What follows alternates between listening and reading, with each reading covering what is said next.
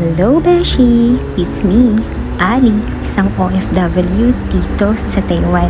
Sa araw ng ito ay day off ko, kaya nakapagpasya tayo na gumayak ng maaga para makapagkape dito sa may donuts,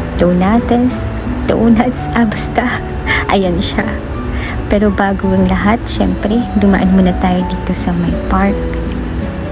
Paminsan-minsan nga mga beshi, ay gusto ko rin maging mapag-isa nang sa ganon ay muli kong mapagnilay-nilayan ang kabutihan at katapatan ng aking Panginoon at ako nga ay kanyang dinala dito sa may bansang Taiwan para makapagtrabaho. At eto nga may sumali sa ating batang Taiwanese na napaka-cute.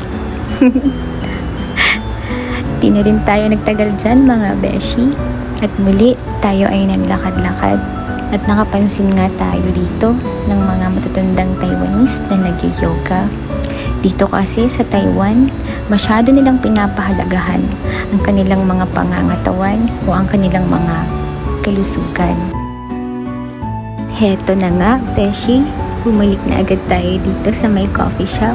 Pagpasok mo nga ay agad bubungad sa iyo ang napakarami nilang mga iba't ibang klase ng mga pastries, breads, and sandwiches na mukhang ang sasarap. Thank you.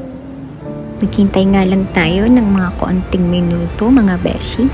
At ayan na nga, nakuha na nga natin ang sandwich at kape na ating order. Kaya tara, samahan niyo akong magkape. Sa mga oras nga yan ay napakasaya ko dahil sa umagang ito ay hindi ko kailangang magmadaling higupin ang kape at kainin ang sandwich na aking in-order dahil ngayon nga ay day off ko. At oo, Beshi, sa buwan nga palang ito ay mag-iisang taon na rin akong nagtatrabaho dito sa may Taiwan at iisa lang din ang ibig sabihin yan. Na mag-iisang taon na rin nga pala akong nawalay sa aking mga pamilya. Oo, Beshi, napakahirap at napakalungkot ang mawalay at malayo sa pamilya.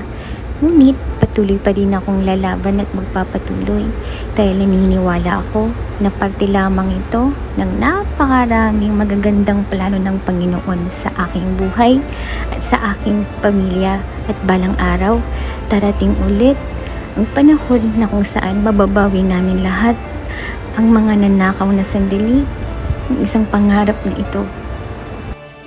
Din tayo nagtagal dyan mga beshi at umiinit na nga rin ngayon sa labas.